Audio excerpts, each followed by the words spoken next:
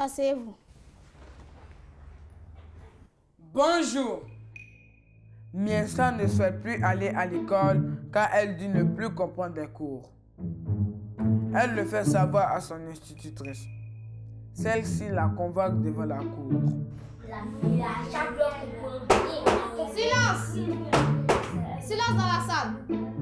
L'accusée Miensa est appelée à la barre.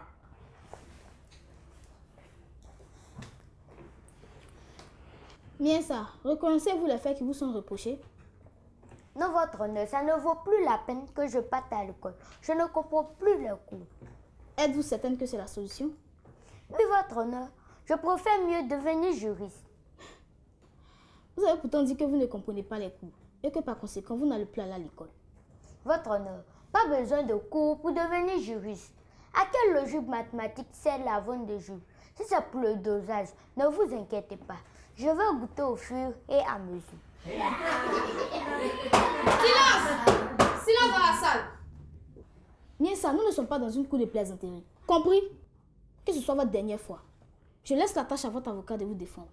Maître Maï, elle est à vous. Merci, votre honneur. Miensa, pourquoi vous n'arrivez pas à comprendre les cours? Maître, les cours sont trop durs. Je n'arrive même pas à saisir ce que je lis dans mon cahier de leçons. C'est du chinois. Silence! Silence dans la salle! Maître, continuez. Merci, votre honneur. Votre institutrice vous donne donc des cours si difficiles? Oui, mais vraiment compliqué. Votre honneur, ne soyons pas étonnés que ma cliente souhaite devenir vendeuse de jeux au marché. Comment peut-on donner à une enfant des leçons compliquées? La formation qu'elle reçoit n'est pas adaptée. C'est pour cela qu'elle ne peut comprendre les cours. J'en ai fini. Merci, Maître Maï. Bien, laissons la parole à Maître Etienne, l'avocat de la défense.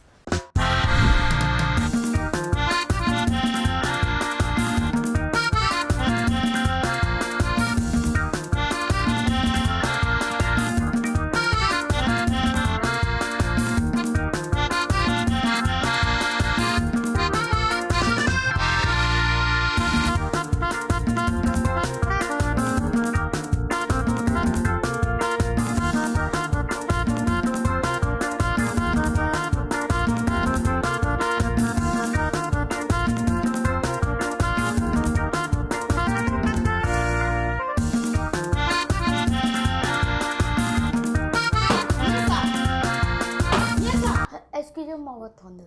Mademoiselle, ne me dites pas que vous ne comprenez pas que ici c'est une cour éducative et non celle de la récréation. Maître, l'accusé est à vous. Merci, votre honneur. Miensa, en quelle langue sont faits vos cours? À part le cours d'anglais, en français, maître. Et le niveau du français est-il élevé? Non, maître, cependant, j'entends les mots, les phrases, mais ce que... Les autres élèves comprennent, n'est-ce pas? Oui, maître, mais ce sont des sorciers. Silence! Silence dans la salle. Maître, poursuivez. Mais pourquoi vous ne leur demandez pas? Ces sorciers comprennent pourtant. Ce sont de bons sorciers. Maître, je ne veux pas risquer de me faire bouffer. Affaire de sorcellerie, c'est très risqué. D'autant plus que nous n'avons pas de balai à mouche à la maison. Comment je m'enfuirais? Silence! Silence dans la salle.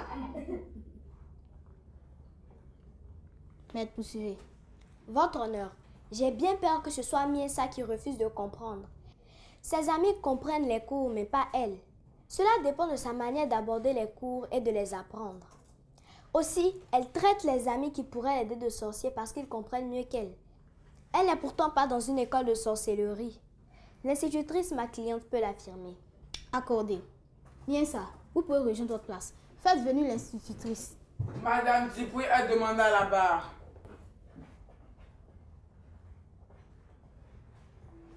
Madame Dipri, pourquoi avez-vous convoqué Miensa?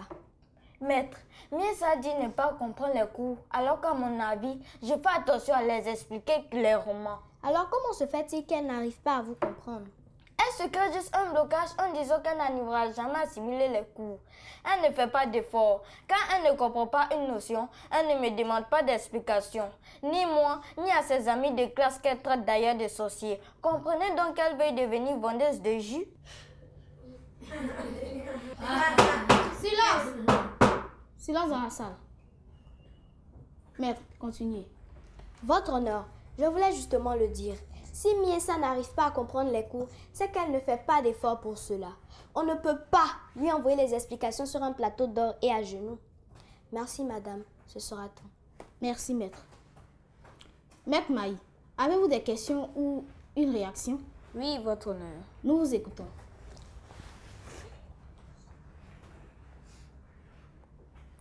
Madame l'institutrice, y a-t-il de sous-métier? Quelle question? Question à laquelle j'attends impatiemment votre réponse. Désolé maître, mais je ne vois tout simplement pas le rapport. Me voici surpris. Vous exigez que ma cliente aille à l'école et parler de la vente de jus avec mépris. J'aimerais savoir si vendre du jus est un métier indigne pour vous. Non, pas du tout. Mais pourquoi rater ses études si tôt pour vendre du jus alors qu'on a la possibilité de les continuer, d'aller à l'université, de promouvoir ce jus partout dans le monde? Pourquoi limiter ses forces? Tout le monde est libre de ses choix. Et ma cliente préfère juste lire et écrire. Qu'on le lui concède. Merci, votre honneur. Merci, maître. S'il n'y a plus de réaction. Bien. Madame l'institutrice, vous pouvez rejoindre votre place. La séance est suspendue pour la délibération.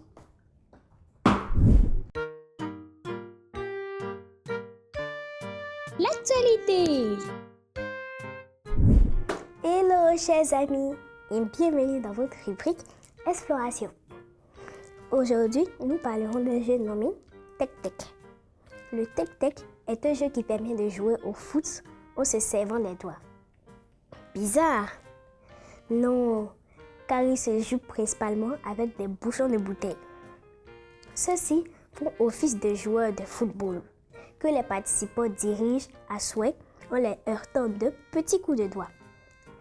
Mais de quoi donc est fait le ballon, me direz-vous, puisqu'il s'agit de football? Eh bien, figurez-vous que le ballon peut être, tenez-vous bien, un œil de poisson séché. Rigolo, n'est-ce pas? Pourtant, cet équipement assez particulier est tout à fait adapté au capuchon. D'aucuns utilisent néanmoins une petite boule de papier qui peut faire l'affaire. Il se joue à deux et peut faire l'office d'éliminatoire et des championnats, tout comme les vrais matchs de football. Les bouchons, quant à eux, peuvent revêtir sur leur tête les noms des joueurs de foot préférés des participants avec un peu de papier et du scotch. Les poteaux sont fabriqués en papier et doivent être d'égale largeur. Mon équipe préférée pour ce jeu sera la Côte d'Ivoire. Et toi? Merci de nous avoir suivis. Au revoir et à bientôt. L'élève doit mettre tous les moyens en sa disposition pour pouvoir assimiler les cours. S'il ne demande pas lorsqu'il ne comprend pas, il ne comprendra pas. Aussi, accusera-t-il ses camarades ou l'enseignant qui ne peut pas faire l'impossible dans ces cas? L'élève devra donc avoir de l'humilité de lever le doigt en classe pour s'exprimer lorsqu'il ne comprend pas et insister pour comprendre. Miensa, veuillez vous lever. Je déclare Miensa coupable des faits qui lui sont reprochés et la prive de sortie pendant 2 semaines pour qu'elle puisse se concentrer sur ses cours et demander de l'aide pour ses lacunes. Miensa, vous pouvez vous asseoir. Avant de lever la séance, permettez au juré de donner quelques conseils.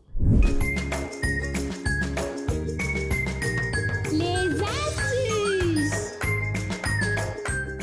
Coucou les amis! Aujourd'hui, nous allons voir comment facilement comprendre les cours. Demander des explications à l'enseignant quand l'on n'arrive pas à maîtriser le cours. Étudier en groupe avec ses amis de classe. Ne pas se dire que l'on ne comprendra jamais un cours. Le mot du pédagogue.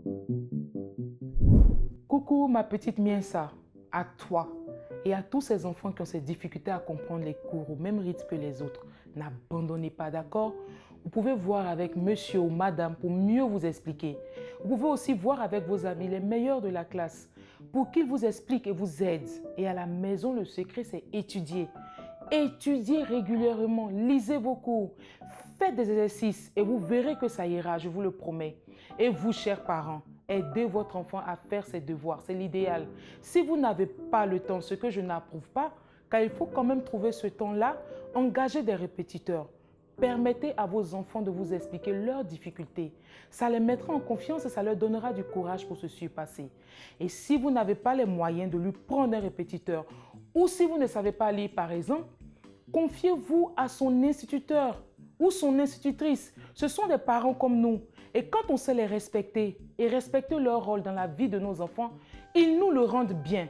Par contre, si malgré tout, les difficultés de l'enfant persistent, il faut voir plus loin. Il n'est pas bête, il n'est pas le dernier de la classe comme on aime le dire. Ne le rabaissez pas par vos moqueries. Votre enfant est peut-être dyslexique ou incapable de suivre au même rythme que les autres. Des centres spécialisés existent. Sois forte, ma petite Miensa.